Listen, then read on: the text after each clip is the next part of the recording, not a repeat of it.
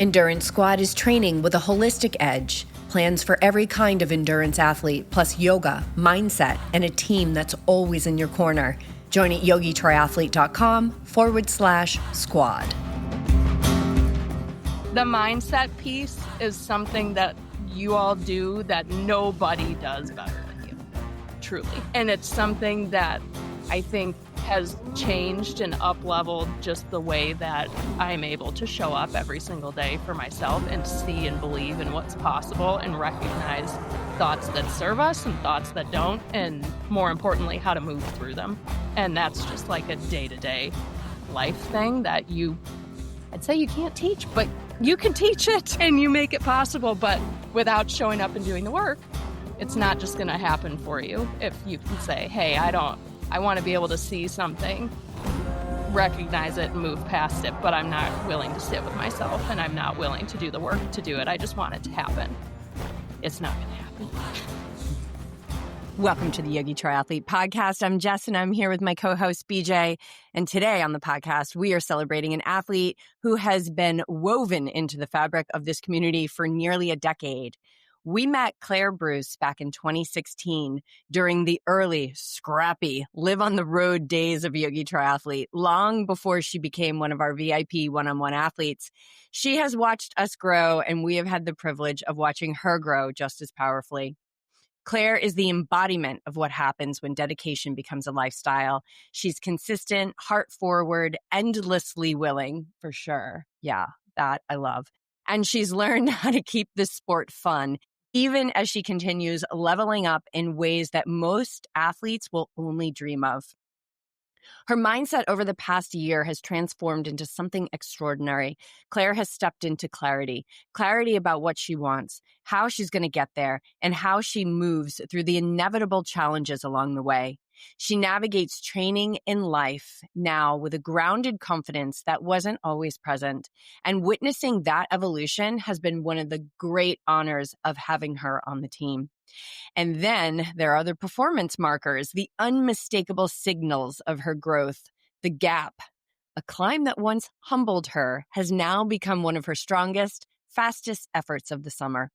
Her run, getting closer and closer to breaking that sub-2 hour half marathon in the 70.3, and more importantly, truly believing that she can. And her courage, giving herself a chance every single time, refusing to quit before she begins, and redefining failure as not taking the shot.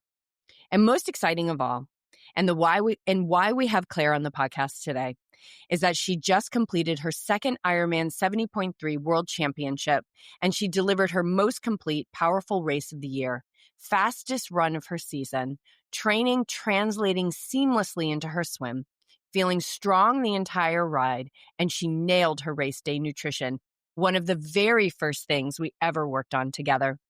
This is what long-term commitment looks like. This is what belief builds. This is the lifestyle lived fully, courageously, and wholeheartedly.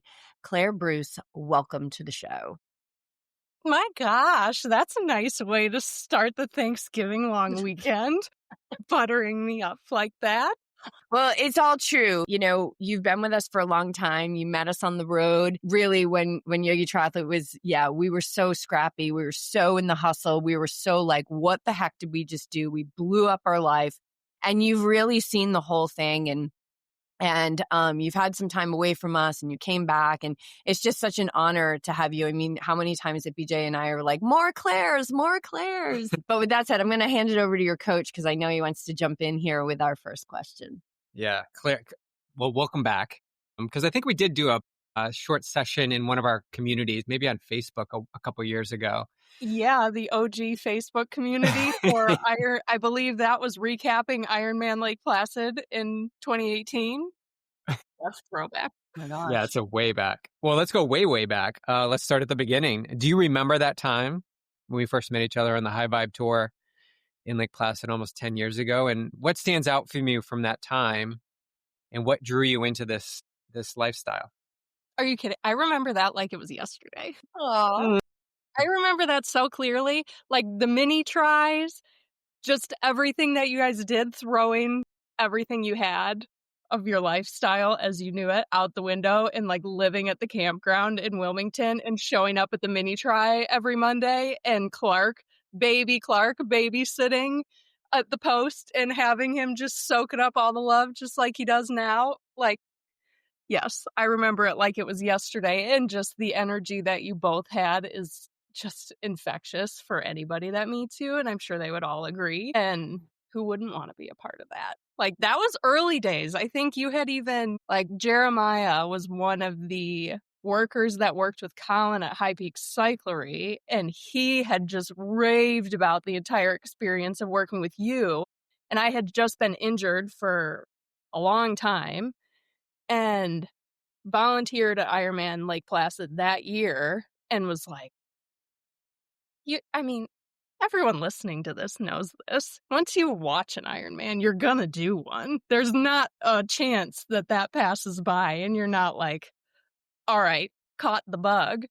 So it was like such a smooth, it just felt like it was meant to be from the very beginning. Like that, I remember it so clearly. And the path to get here has not been what you would normally expect or could ever plan for, but it was the path that needed to happen to get to this place. So, yeah, it was like yesterday.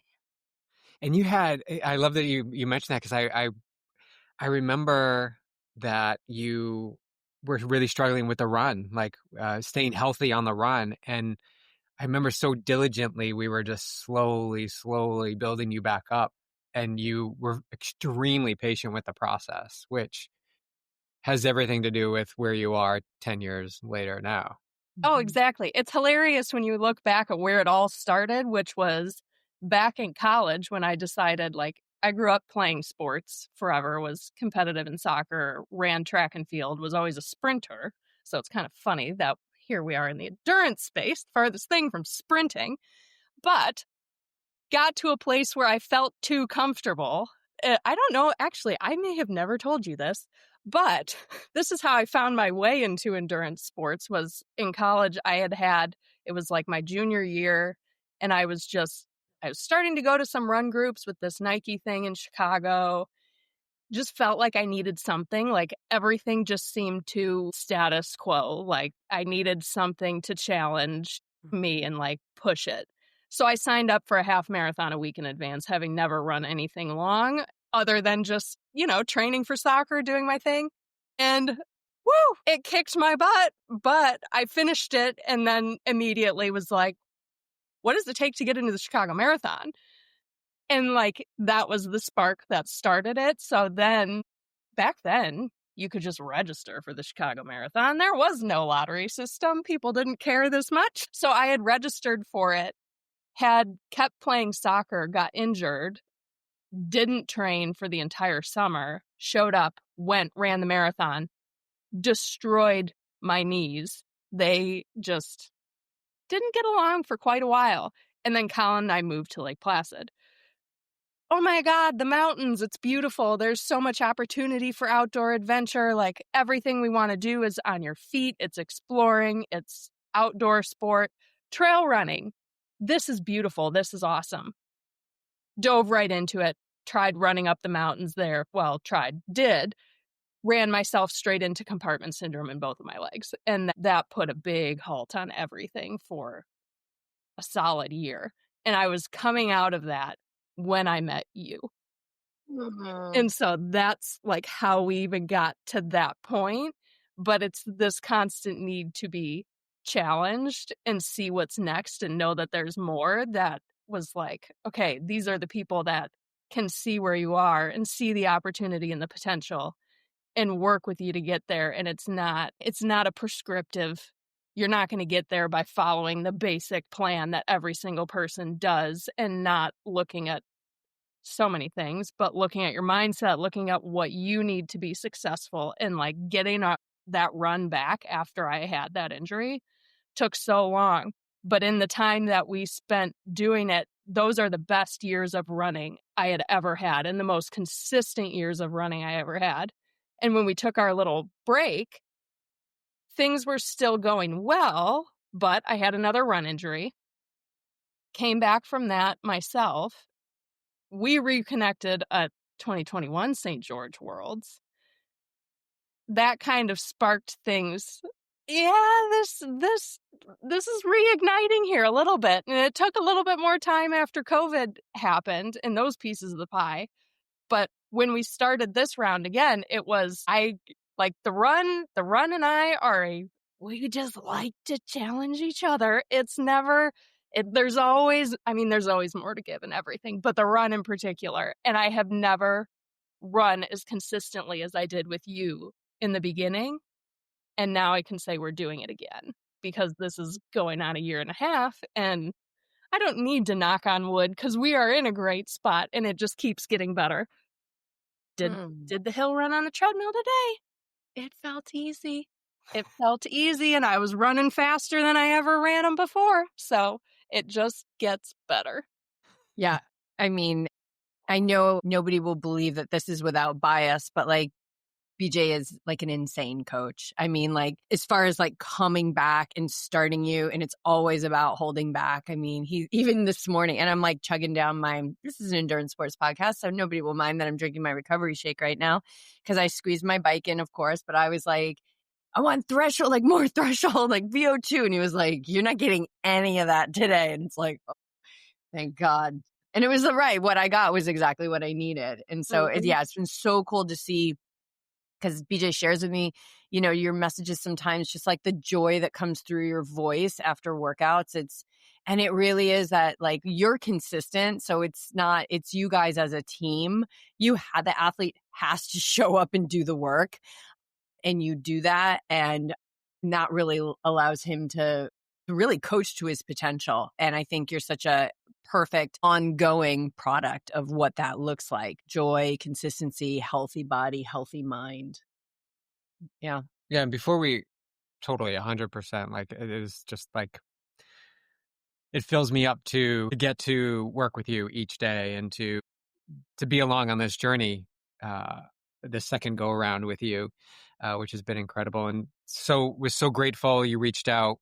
I think we met up in Massachusetts and we had a little conversation, and then we actually met up at Placid last year where it all began and had a little conversation and decided to move forward. So before we get into your amazing world championship and your amazing season this past year, what in these past, 18 months or so since we've, reintegrated, what has been a growth point for you, or something that you can reflect upon that has really shifted or changed in the way that you train or navigate work or life or travel? Is there anything that stands out to you?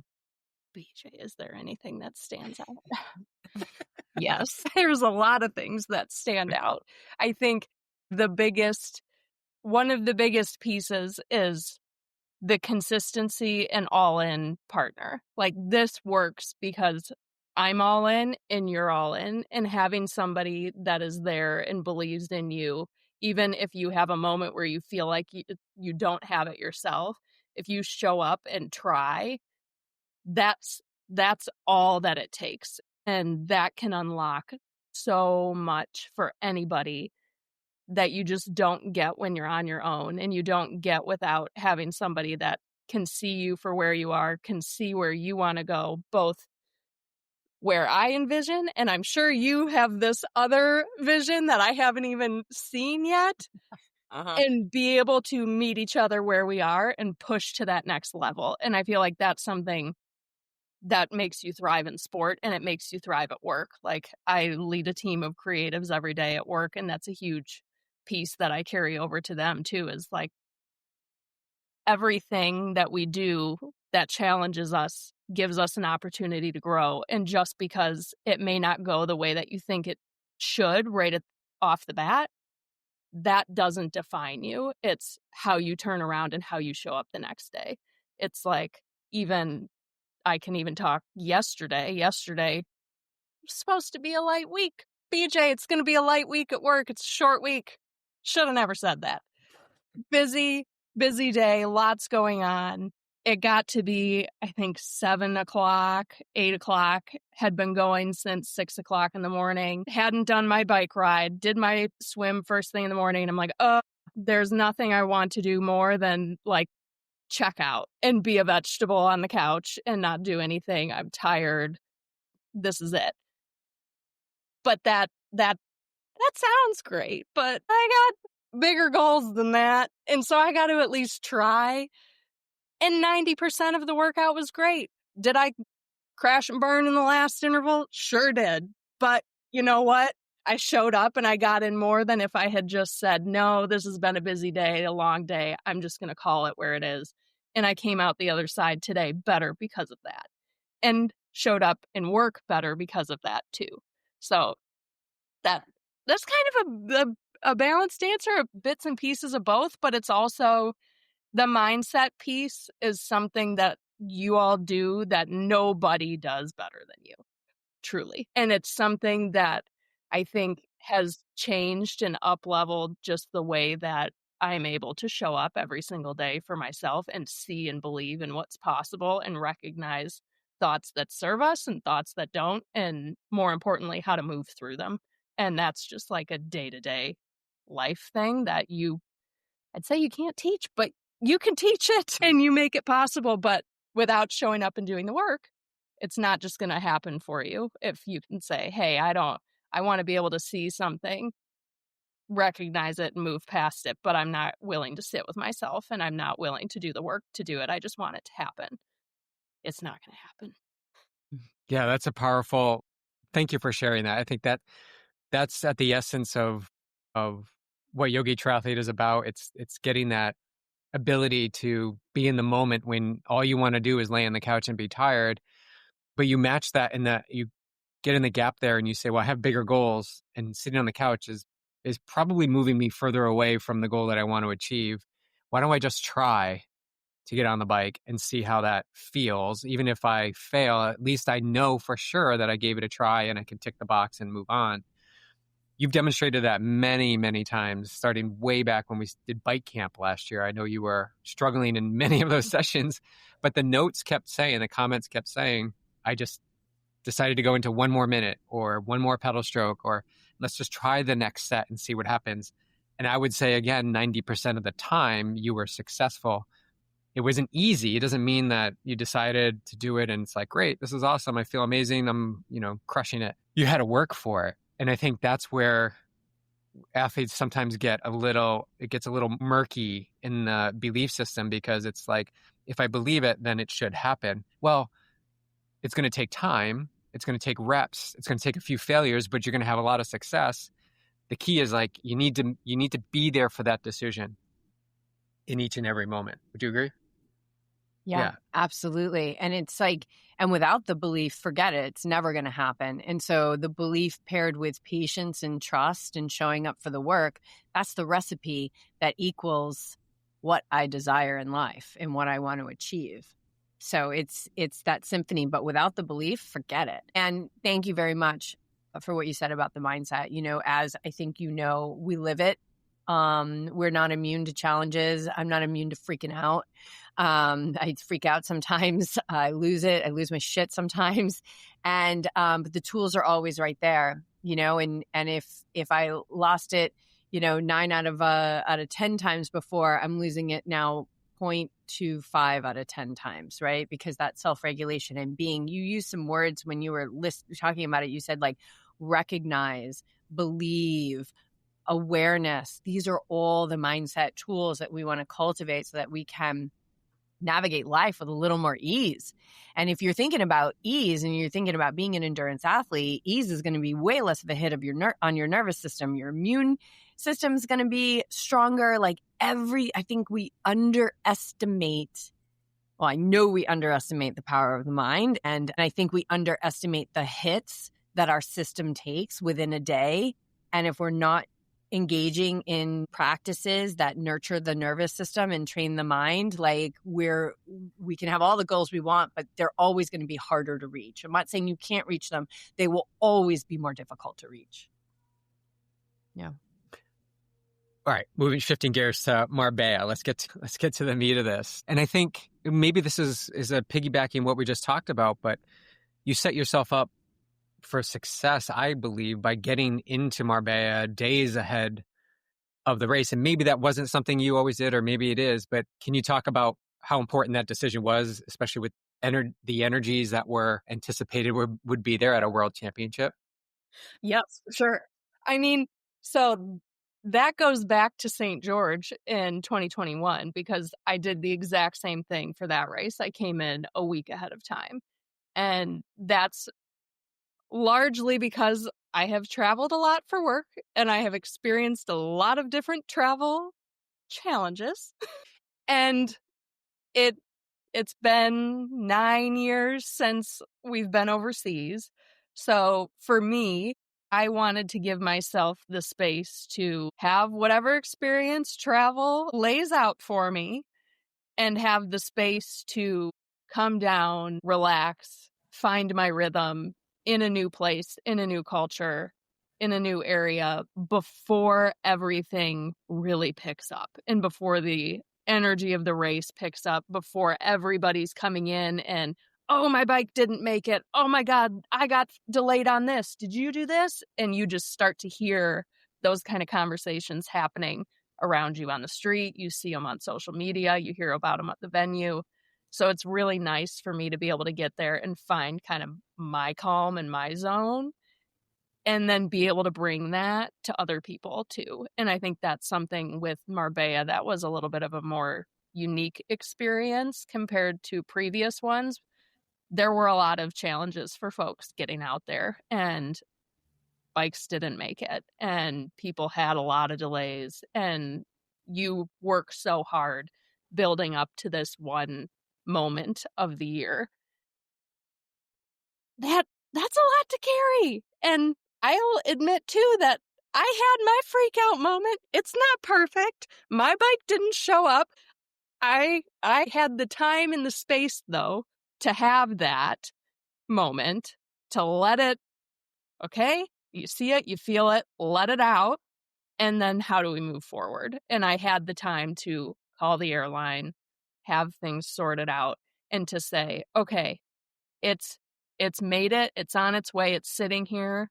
I have talked to the people at the airport, and if it doesn't start moving by X time, I can go pick it up. Now I go do my swim, and we'll see where things are at when I'm back. And sure enough, my bike was on its way to me. So it's by doing that, I set myself up to have the space to experience travel and what comes with it, settle, get myself sorted, and then be able to enjoy everything that followed and see the town come to life with all of the athletes and see the venue, which was spectacular, come to life and just be able to be there in every single second and not spending all of my time and energy on, I should have done this, I could have done this, how am I going to get this? Being able to redirect and help other people through those situations too. I was a part of a massive WhatsApp group of women that was like 100 people deep, and I told BJ it was mostly the older age groups, but I found it to be a very pleasant place to be. But I was also able to help them navigate some of those challenges and share experiences I had already been through to help them see, okay, we can figure this out. And for me, that's part of what I love about any race, but Worlds in particular, because everybody's been working towards that moment. Everyone is so excited to be there. It has an energy that you do not get at a regular Ironman event. And being able to connect with like-minded people, the best in the world, and say, we can have this collective experience and we can help each other through it too when times get tough, so we can all show up to the race day and have the best experience possible. And that makes it worth coming in a week early. Highly recommend. And I would do it again 100 times over. Yeah, to have that space, and I do that leading into trips and leading, like it's time to land, and then I do it, even if it's just a day, but I typically try and stretch it as long as I can. And after. Yeah, and after to integrate. Yep. To integrate the experience. And what that to me is a reflection of, it's like this reflection of you just having more space like in your inner house to even consider that, because a lot of people be like, well, I only have these many days and I have to, but everything is figure outable. And especially when we're talking about a world championship, you know, we want to respect the race. We want to respect the distance. We want to respect the training. Also respect the experience. Like, you qualified for a world championship. Like, give yourself a wide berth to really land, race, and integrate and leave with, again, back to that nervous system, like, you know, the time that you had, you know, as opposed to flying in the day before and not having a bike. BJ told me today, like, it's not like your bike was, you know, in another city in Spain. I heard it was like on its way to New Zealand. Yeah, it was in Zurich, and I got the update that they had found it and that they were sending it to New Zealand on a flight that happened October 25th. It was an outstandingly interesting situation, and thus caused my moment of panic. And we figured this out.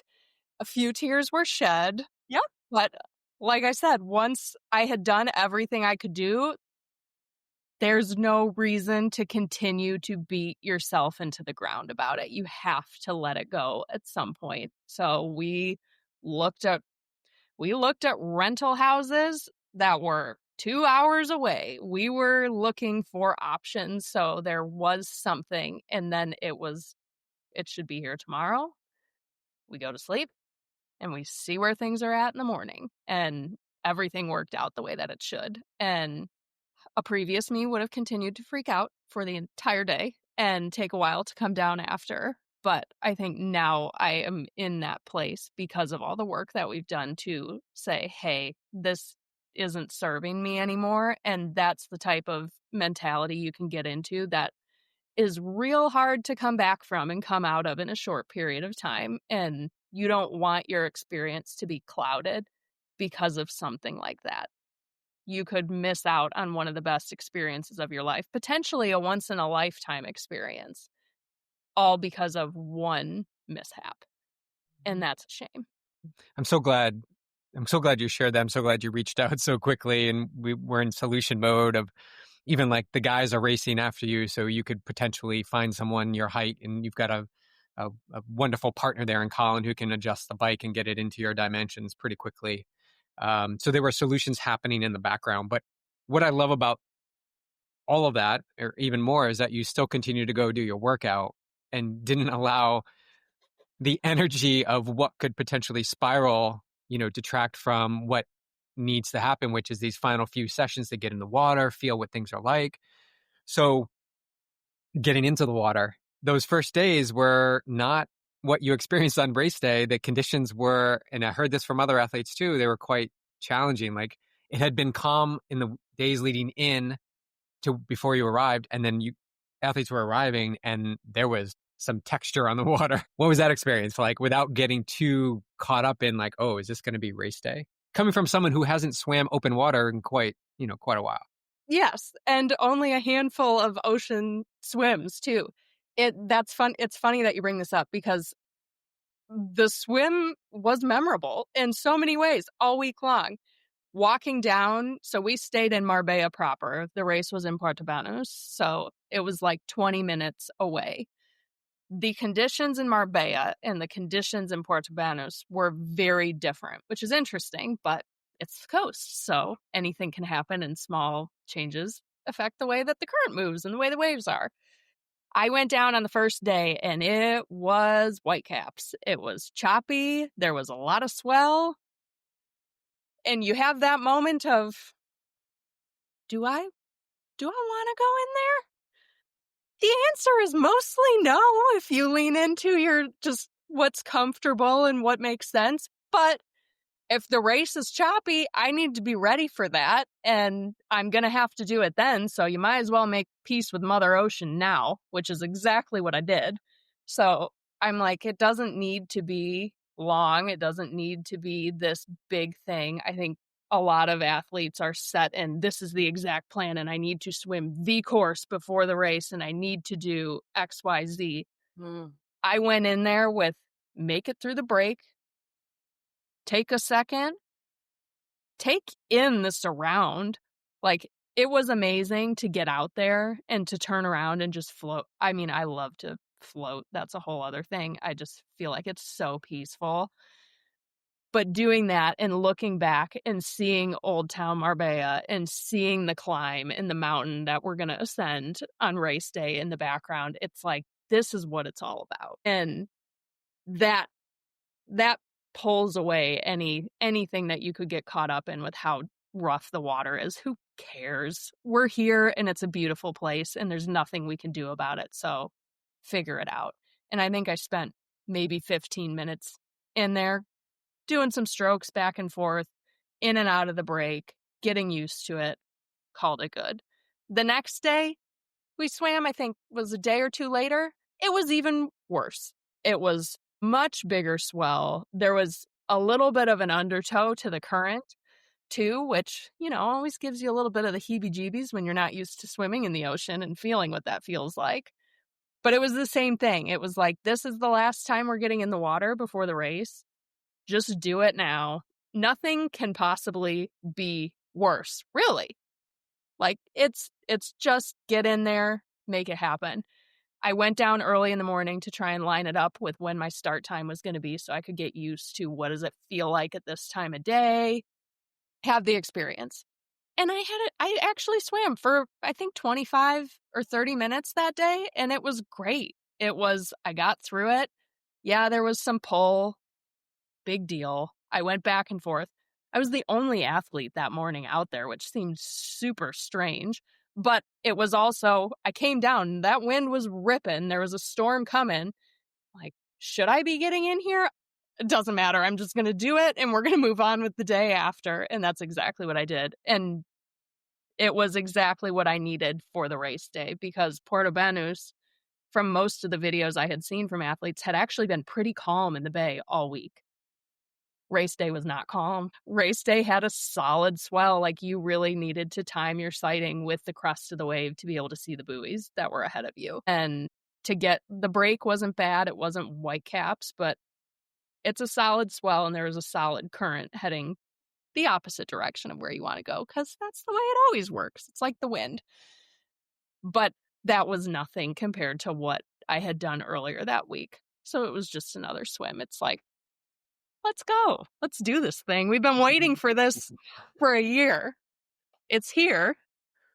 It's going to serve up what it serves up. It's not like we're not ready for it. So I love what you said. Like, I'm going to go make friends with Mother Ocean or Mother Nature because she's going to win every time. yeah, She's going to win every time. And, as you know, we swim in the ocean down here and man, some days it's like, whew. And you just gotta, ask for safe passage and don't fight her.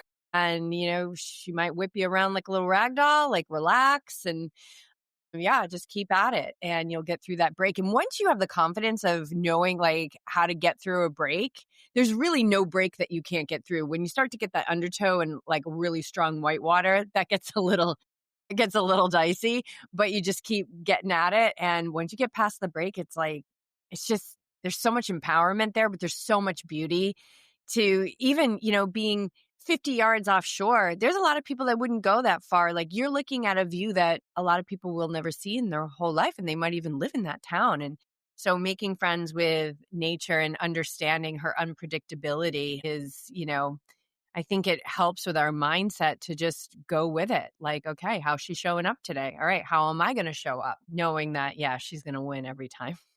Oh, yeah. It's funny that you say how far you go out, too, because the second day when it was really rough, I was standing there and I looked at Colin, who came just as, support, emotional support, make it happen, standing on shore in case something emergency happens, whatever you want to say. But I'm standing there looking at it and I go, I'm going to get through the break and then I'm going to swim in like this area. I'm not going to go out past the jetty, like where the jetty went. And afterwards, after I had come back in, I was like, that wasn't as bad as I thought it was going to be. Like, there was definitely an undertow that made me a little anxious when I was down there, but it ended up being really good. And he goes, you wet so far past the jetty, like way, way out there. So you never know unless you try. Yeah. Yeah. And that's what will happen. All of a sudden you look and you're like, I am really far offshore. I am really far offshore. Keep it calm. Keep it calm. Yeah. I love that you got into the ocean too, because it's so, this is you have to take the action steps. Doing all the mindset work, doing all the training, yeah, that's great. But you still need to be diligent about getting yourself as best prepared in the days leading up to the race as possible. And if that means getting in the water every day for a few minutes to just sort of acclimate yourself to what are the conditions to form a relationship with it, you still need to do those things. Like, those are so important. And yes, athletes do get overly attached to how it has to be. Like, I have a 45-minute swim, I got to get out there and thrash myself, and you end up doing more harm than good in that experience for your mind. Like, you want to create a good relationship every time you get in the water. And so you leave it with like, okay, that was a good feeling. That was a good feeling. So when you get there on race day, you're ready for the worst conditions.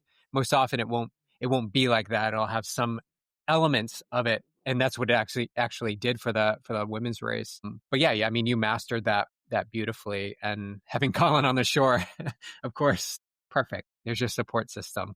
He could take some photos of you from far away. Yeah, exactly. My shore sighting buoy. Yeah, perfect. All right, the bike.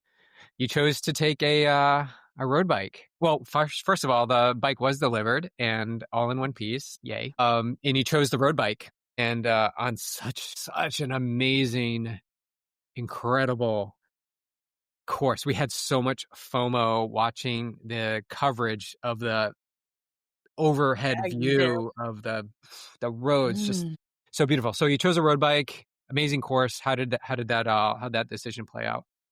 Fantastic. Exactly the way that it needed to be and should be. I think for me, my road bike is a lot lighter than my tri bike. It's the one that I am the most comfortable climbing on and descending if there are technical descents, which this course didn't really have that piece of it. But all in all, there's some work that needs to be done on my tri bike, and we knew that kind of coming in. This bike I've ridden for a long time, comfortable, trained on it, raced on it as a test race in Maine. Best bike of the season. I think there's a lot to be said for trusting your instinct on something. And this was one where I really just felt like that was the right choice. And it's funny too, because I think at a world championship, people would be hesitant to make that decision, largely out of the ego taking over and saying, well, all these people are doing it on a tri bike and one by setup, then I need to be showing up with a tri bike and a one by setup. And if you look at I would love to know what the number is just out of curiosity, but looking at all of the women that were racking their bikes when we were checking in that day, I've never seen more road bikes at a race in my life. And I think it doesn't matter what bike you're on. It doesn't matter if it's a road bike. It doesn't matter if it's a tri bike. That's arbitrary. It's how comfortable are you on the bike? How much training have you put in to make that bike the best that it can be for you? And that's what matters most. And we did that. We trained every single weekend. I was taking that bike out. That was what we were climbing on. That's what we were descending on. That's what we were dialing in. That position was exactly what I needed for this race. And it came to fruition on the day too. But I think it's really easy. You see it in so many of the conversations of, is this a tri bike race or is this a road bike race? And it's ultimately, what are you most comfortable on and what's going to be successful for you? And only you can answer that. And it doesn't matter what Tom is doing and what Betty has chosen. You got to make the decision for yourself and forget about what everyone else says. Yeah. Put the blinders on. It's like it couldn't be more obvious that you train your mind, because the way you're talking is like somebody who has clarity, right? And most people don't. Most people just want you to tell them what to do, because the decision fatigue, which is really fueled by a mistrust, right? So anytime we're like double thinking, oh, I should have done this, it's showing yourself like, oh my God, I don't trust myself. I don't trust my decision. I don't trust. So yeah, just the way, like if anybody wants to know what somebody who does mindset work, how they speak, what you just said is like, yeah, it doesn't matter what anybody else is doing. It matters what feels good to you. Cause yeah, that's the most important thing. You're the one on the bike and you got to let go of the rest. And I think we lose sight of our minds in this community because we're all working on our minds. And so the way that we talk is so spacious and so confident. Even though we have moments where we're like, okay, like, I got to sit with this before I make the decision. Because once I make the decision, I got to let my yes be yes and all those other things. And so it's really beautiful to hear it being reflected in just the way that you speak and how that translates to your performance. Because there were so many opportunities for you to just let go of a lot of like vital life force energy by worrying about things, the water, the bike, going to, last year's world championship in New Zealand, what bike to ride. And yeah, I mean, all of that energy you can use on race day instead of using it because you're not training your mind. And that's the reason why those things are happening, because you're not training the mind. That's the only reason. So it's for everyone. It's for everyone. And the cool thing about training the mind is like, it doesn't discriminate. I've worked with a lot of different levels of athletes, Olympic hopefuls, professionals. People are like, I just want to run a 5K and like lose my, postpartum weight. And it's so funny because it doesn't discriminate. It's like those who show up and are disciplined, like it works. It doesn't matter what your CV says or what your athlinks say. You can be as impressive as you want. I'm telling you, I've seen it more than once. People at a very high level of not being able to stay with this type of mindset work. And I think the trickiest thing is the very thing that we are training, the only thing we have to train it is the thing that needs to be trained. That's so cool to me because there's like no end. That's so exciting. And then you pair endurance sports with it. It's a fast track. It's a fast track. Endurance sports, which takes a very long time, is the fast track to training. Yes, it is. It is. I love that. How did you feel, finishing up the bike care, how did you feel the training that you did in the weeks leading into it matched how you were able to perform on race day? Do you feel like you were sufficiently strong on the climbs and able to descend as quickly as possible and navigate your way around all the other athletes? Yeah. Oh, yeah. Yeah. I could not possibly be happier with how the entire bike went. Everything that we did leading up to this race, the amount of climbing we went and sought, the routes that I chose, everything we did felt harder than the day of the race. And I think that says a lot for the preparation that we put into that, and being able to have the nutrition dialed to a point where I know exactly what I need to be taking when, how much I should have left at X point in time, what works from what's the word I'm looking for? What works from a pacing strategy on something like this, where you do have, you've got a 5K lead in and then you are going uphill for an hour. And what does that look like when you have to turn around and do it again on the way back? And being able to prepare in the way that we did. We're really lucky to have the gaps that we have in Vermont. And I went up and over the Middlebury Gap 4 times one of the training sessions we did, and that was a near exact replica on the day of the race. So I have my Wahoo and, it pops up, bling, you're climbing, and shows you, here's the climb, here's how much elevation. I have the ones in Vermont burned into my brain at this point. We have ridden them so many times. When it popped up in Marbella, it was exactly what I had trained. I'm like, there's nothing better in a race than showing up, feeling like you have done what you need to do, knowing you've done what you need to do, and then you see it in the moment, and it's like, I got this. We've been doing this every single weekend. Find your groove, find your strength, find your power, and just hold and just keep spinning. The amount of times I have told myself that when things start to feel hard, just keep spinning. That's all you have to do. And going up that first climb, there was one woman that I passed and she was like, where's Ohen? When is the turn for Ohen? I don't know, but just keep spinning. Like it's not worth starting to ask yourself, when is the turn? When do we get to the top? Because it's a spiral that as soon as you indulge, it's so hard to come back from if you have not put in the work to move past something like that. And everything that we did every single weekend challenged that for me. I mean, the gaps, I have ridden all of the gaps in Vermont on my fat bike when we first moved here as this random little challenge I made up for myself because climbing has always been something that's really hard for me.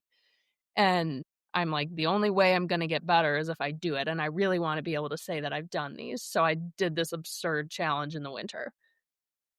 To be able to do the rides that we have done leading into this race, that's something that I only dreamed about doing. That's the kind of stuff that I see people on social media. You watch the tour, you see all of these different opportunities to ride in these unbelievable places. And it usually comes with a whole lot of climbing alongside it.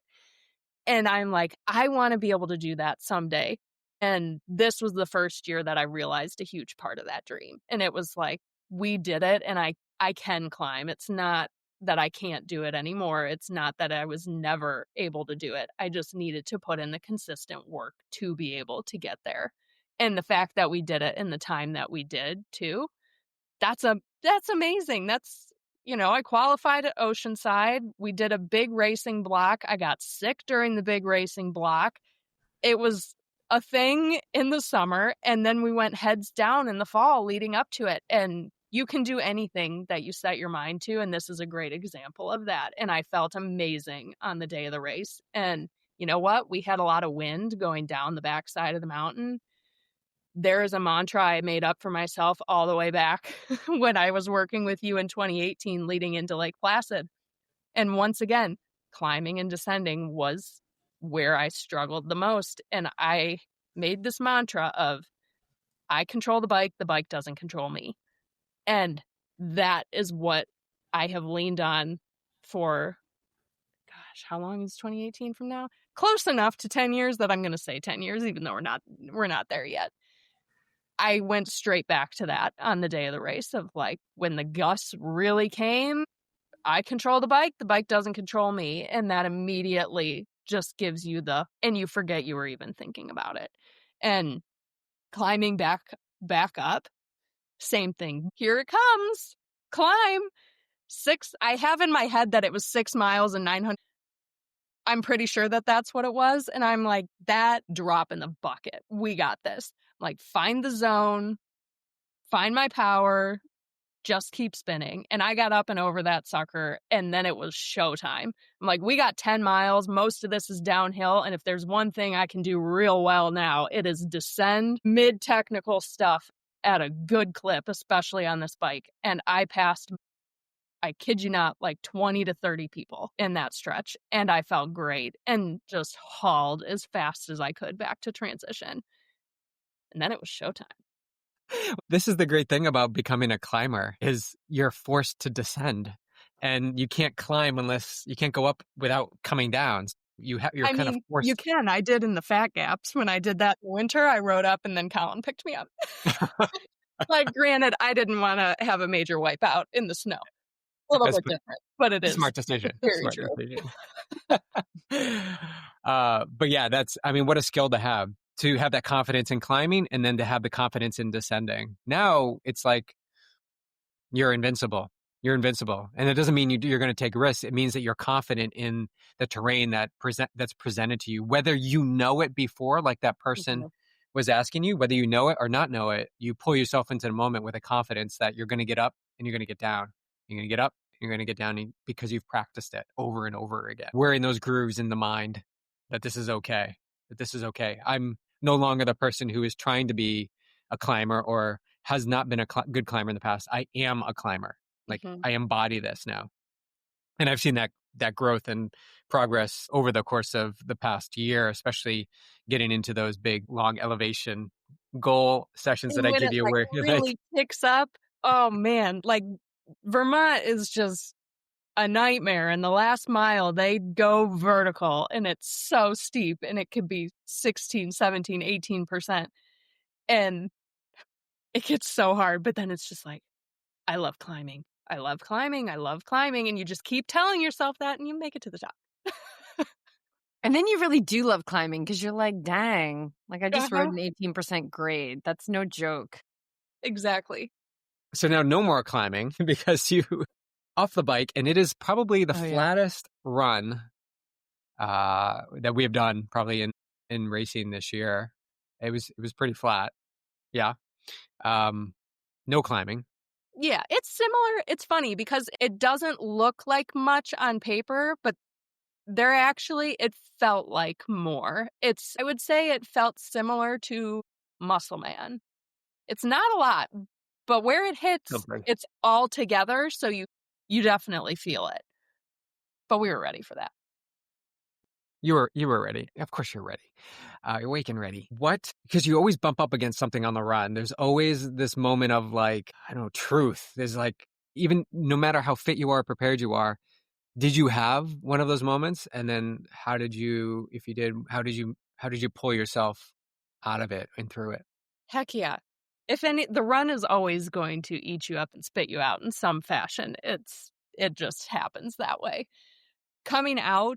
Heading out on the run, I was so stoked. I was like, I had the bike of my life. I couldn't ask for better. The swim was great. I'm like, this day rocks. And you come out of that parking garage and are immediately in the thick of this crazy, like, roundabout zone in Portobanos where the expo is. It's where pretty much every spectator that has come with their athlete is.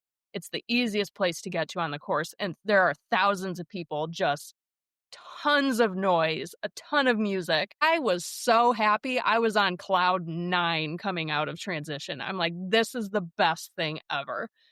And you come out of transition, and there's actually a moment on the course that I think is really similar to Oceanside when you go up the steep, what do you call them? The pier? Yes, those inclines that go up to the pier. We go up and over a bridge that they built over the road. And so it's a steep up, flat, and then steep back down. And you go flying up that thing coming out of transition. You're like, you're just consumed by everything. You come on down straight into an aid station. I think it was Precision that was there just doing. They had a wild setup and tons of music and people out there with like the clapper hands and amazing. And I come around the corner and there's Colin taking pictures. BJ and Jess can attest to this because you've seen me at Oceanside. I don't interact with the crowd at all. When I'm racing, it's tunnel vision dead ahead for 90% of it. So you can be yelling at me. I can maybe see you, maybe not, but I'm like full steam ahead. I saw Colin, I gave beaming smiles, gave him a high five, and was just so happy. And even he called it out after the fact of, you have never seen that happy going out onto a run.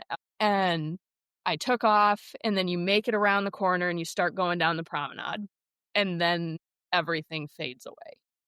There's not as much crowd. There's not a bunch of music. The surfaces you're running on sand. You go over a wood suspension bridge. There's pavers. There's construction. It's a mix of everything.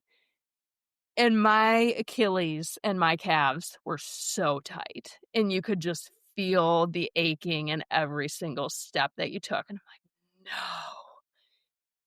But this is the first time I think I've had in a race where I felt something like that, acknowledged that it was there, and moved past it. I'm like, this is not stopping me, and this is not going to slow me down. And I can tell, it hurts, but it is not like it hurts Kat Matthews hurts. I can get past this. I just have to keep going. And I told myself that for almost the entire run, I just kept coming back to be here now, let the miles come to you. Be here now, let the miles come to you. I talked to myself the entire run saying that. And I'd look down at my watch more than I usually do. And it was like 9:30, 8:15, 11 when I go up the steep part, 8:30, 9:15, 9:45. I'm like, hell yeah, this is what we've been training and it's finally happening. And by the second lap, there was no pain. There was no nothing. It was just we're doing this thing. It's happening. And it's great and it's awesome. And this is what it's all about. And I had I did have a little bit of a nutrition challenge too in the first lap where just mother body didn't really want anything and was feeling a little pukey. So we didn't feed her anything but water. Second loop, we were able to start taking things in a little bit too. Everything came together and I was so happy the entire time. I don't think I have ever had a race run that has passed so fast. The time spent on the course felt like 10 minutes. It went by in the blink of an eye. And being able to move through the pain at the beginning and the nutrition at the beginning, that's something I haven't been able to do before. And this time it was a blip on the radar. And I came around, you're coming back into town, you can start to hear all the energy again. Spectators are starting to line the streets and the energy is just palpable and you can hear the finish line. You're like, oh my God, I'm almost there. And this has been like the best day possible. I had such a good day across the board. Looking at my watch, I'm like, I am going to just miss my PR, which is so funny, but whatever. Like this is all I could ask for. I finally have had a run that I feel like I'm running to my capability, which I have not had this year. I'm like, I know it's there. I've seen it in training and I've done it, but I haven't executed it yet. And seeing all of that come to fruition, you head out on the jetty for the last like 2 miles.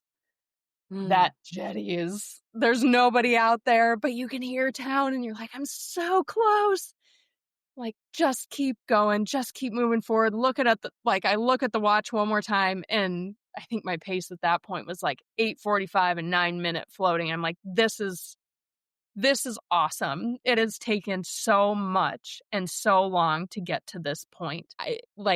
This is it. This is what it's all about. And I come around the corner of the lighthouse and I'm looking at, you can see town, you can see the main roundabout with all of the people, and you can see the finish line down the way. And it's like instant moment of clarity of like, I want to be in Nice next year. That's it. I have not known exactly what next year was going to be. And I haven't been able to like put a finger on it. And I just like knew it instantly. It was like, yes, this is it. This is what I want to do. We have like, we're scratching at the little board that has the rainbow underneath. And we're finally seeing the rainbow start to show. I'm like, this is the moment. Like, this is what I have been waiting for and working for. And it's finally happening. And I came through that last chunk in the finish line and it was just glorious. It was everything that I could have imagined and then some. And I think one of the things that stands out to me from the race as a whole and world championships as a whole is there is, again, a vocalized stigma that exists in the triathlon community, or at least I have felt that way, about roll down slots and people taking those. I got to Oceanside on a roll down slot, or I got to Marbella from a roll down slot in Oceanside. I was so happy to get that slot in Oceanside. And I will never forget BJ's like loud cheer as soon as they said the name and said, that's what's happening. And I walked up there and I took that slot. Take the freaking slot. It doesn't matter how you get there. It doesn't matter what it looks like. It doesn't matter what type A Bob thinks about the way world should be. For me, the energy and the experience that you get at these events, that makes people keep coming back. That makes you want to do more. When you have your best with the best in the world, you belong there just as much as anybody else, but you don't know that without taking the slot and putting yourself in a place where you're surrounded by the best. And that's where you're going to learn the most. And that's where you're going to come away hungry for what's next. So that's the piece that I keep coming back to with this too, is it's really easy to say, do I deserve this? I didn't win my age group to get this slot. There are people that are going to go hours faster than me here. Should I really be here? Hell yeah, the answer is yes. Absolutely. Like that, by doing that, you're going to be the next person that wins their age group and gets a slot. Like that's what paves the way to those opportunities.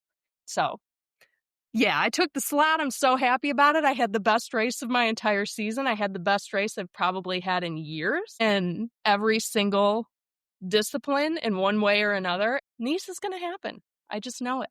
It's there. The clarity's there. Well, congratulations. You prepared like a champ and you raced like a champ, and it's your experience that matters. It's just, I know how hard you've worked and just being with us for so many years. And yeah, congratulations. Like you earned every bit of that joy and showing up, and when the Achilles and your calves, it's just like sometimes we have to have those moments where we're like, not today. Like, nope, not today. That is not happening today. But then what you have is you have the skill that you've developed that says, I'm going to focus on something else. And so it's all the things. It's relaxing. It's making space. It's also saying like, not today. I'm the boss. I control this bike. I'm in charge of where my mind is. And your physical training along with your mental training really led you into that beautiful day. And you never know what the day is going to be, but always give yourself a shot. So congratulations. And yeah, I can't wait to see how the path to Nice continues to unfold. Yeah. So I'll echo all that you said. And Claire, you're incredible. Just want to say thank you for being a part of our community and really stepping into the unknown like never before. I obviously believe in you wholeheartedly, but I can't put that belief inside of you. You've got to have that connection as well with what really lights you up and wants to, how you want to bring yourself forward. So thank you, first of all. Congratulations. I'm not surprised. And I'm not surprised you already booked a place for Nice, even though the evidence has yet to show itself. But that's the point where most of us will turn away, but not the Yogi Triathlete community. This is where things begin. It's that moment where we believe in something is possible and we take the steps necessary moving forward, even though we don't have evidence, only to see it deliver something for us that's so miraculous in our growth as endurance athletes and, mindful beings. So thank you for coming along this journey. I'm so grateful to work with you. I hope I get to race with you at some point this year. We shall see. We've got some things in the cooker for 2026. But to wrap this up, maybe you can look at this past year and in the evolution of Claire. Is there anything that has really stood out that you're proud of in a way that that maybe you unexpectedly have experienced? I mean, everything I just said around worlds in general, especially with how much attention has been on the world's space as a whole, the Kona qualifying space. I think it's had a necessary and unnecessary spotlight on it that everybody has to work through in their own way. I think looking at the year as a whole, you can never predict where you are going to be 6 months from now, 8 months from now, a year from now. But what you can do is put yourself in the best possible position to get to those places in every way you can. And I think that we did that, and I did that more this year than I ever have before. This is the year that I've raced more than I ever have before. We've climbed more than I ever have before. Like any ceiling that's set in your mind or preconceived does not exist. And this year is a great proof of that. And also a reminder, too, that you can have a lot of shitty experiences and you can choose to think, I was sick for 2 of the 3 races we did in the summer, and one of them was a total bust by all accounts if you look at the paper. But had I not done all of those things and had those experiences, I wouldn't be able to work through the challenges that we ran through in training leading up and on the race day. Like everything serves you for a reason, even when you feel like it's not. And this year was a great reminder of that. And ending on the note that we ended on, I was so excited. I came back and I'm like, I want to race again. Like, is there anything else this year that I could possibly slide into? No, we end on a high note and we look towards 2026 with just as much enthusiasm. And yeah, I booked a place for Nice. I'm manifesting it. We're putting everything out there. If you don't prepare like you're going, you're not going. So that's the place that we're in. And this year has proven it for me. And it's a reminder. And it's something that I'm going to keep coming back to next year too, of the best is yet to come and you never know when it's going to happen. And usually it happens when you least expect it. Would I have expected the best race to be at the hardest race I've ever done? No. And it did. And that also happened for me at 2021 Worlds. And it's what made me want to get back to this place. And we did it. So that is how I look back on the year and get real excited about what's coming next. Awesome. All right. Anything else? No, thanks so much for your time today. It was a beautiful share. Keep it up. You're really living the demonstration for everyone, mind and body. And yeah, keep showing everyone what this lifestyle is about, because at the end of the day, that's what YogiTriathlete is. It's endurance training, it's mindset, it's a lifestyle of health and wellness and longevity and joy and challenge and empowerment and confidence and trust. And you're living all of it. So thank you for doing that. You do it really, really well. And we're so honored to have you on this team and can't wait to, see what's next and how this next year unfolds. And celebrate 10 years of YogiTriathlete in Oceanside. Yes, we will be racing. Yes, we will be racing together inside. Yep. Are you staying a few days later so we can go climb Palomar Mountain? I'm working on that. That's okay. I like it. Because I know, there's the race, but then there's the ridiculous the things. Race of Palomar. Yeah, there's the ridiculous things we do. I did tell Colin the other night when we were looking at just setting some PTO in place, because I've already requested 2 weeks for Nice next year too, just getting ahead of the game. But talked about Oceanside, and I'm like, I really want to ride Palomar. Like, I need to have this experience. I'm so jealous after everybody did it last year. Yeah. All right. Well, manifest that too. Yeah. It's in the bank. Manifestation bank. Yep. Awesome, Clara. Thank you so much. Thanks for being a part of our community. And let's go after 2026. Yeah. If you're enjoying the YogiTriathlete podcast, you'll love our other show, Awake Athlete. 5 complete seasons, short, potent, no surface chatter episodes to train the mind like you train the body. Season 6 is live now. Search for Awake Athlete wherever you get your podcasts and start listening today.